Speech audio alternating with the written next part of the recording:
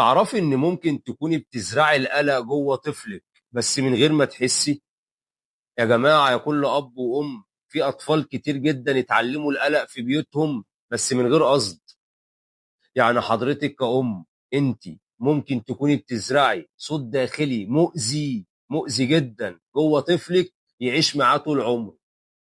يا جماعة الطفل مش بينسى الكلام اللي بيتقال له وهو صغير، هو بيحوّله لصوت جواه بيكلّمه طول حياته. الصوت ده يا جماعة بيقول له جُمل خطيرة جدًا، زي أنا مش شاطر أو أكيد هاغلط أو الناس هتضحك عليّا أو أنا دايمًا باقصّر أو ممكن يكون لازم أرضي كل الناس علشان أتحب. الصوت ده يا جماعة مش صوته هو، ده صوت باباه ومامته وهو صغير قال له الجُمل دي، بس هو مش واخد باله طبعًا كطفل.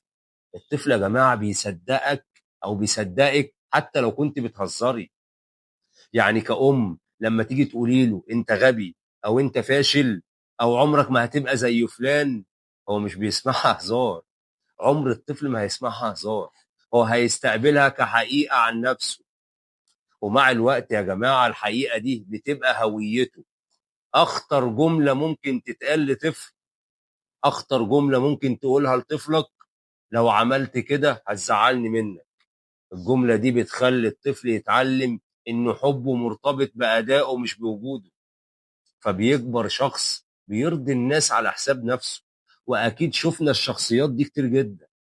الشخص بيرضي الناس كلها على حساب نفسه وخايف يرفض او خايف يغلط او خايف يتشاف على حقيقته. البديل السحري يا جماعة يا كل اب وام اللي بيغير نفسية الطفل 180 درجة. بدل ما تقول له خلي بالك مثلا، هتقول له انا واثقة فيك او انا واثق فيك وفي قدراتك. الجملة مختلفة تمامًا. أو بدل ما تقول له ما تغلطش، قُل له جرّب ولو غلطت نتعلم تاني. البيت يا جماعة لازم يكون منطقة أمان نفسي للطفل، لإن الطفل محتاج مكان واحد في الدنيا كلّها ينفع يغلط فيه بس من غير ما يخاف. يا جماعة لو البيت الخاص بالطفل بيته مش المكان ده، هيعيش طول عمره يدوّر عليه ومش هيلاقيه. فحضرتِك كأم علّميه إن ربنا بيحبه، مش مستنيه يغلط. مش مستنيه يغلط علشان يعاقبه. لما الطفل يعرف ان ربنا رحيم وغفور وبيحب وبيسامح، قلب الطفل هيهدى وعمره ما هيعيش قلقان طول الوقت. يا جماعة الجملة اللي تزرع الطمأنينة بدل القلق، قولي له كل يوم او قول له كل يوم انت كفاية بالنسبة لي، او انا بحبك زي ما انت، او ممكن تقول له وجودك لوحده نعمة في حياتي. الجمل دي ممكن تكون انت شايفها بسيطة، لكن بتبني انسان سوي نفسيا طول عمره.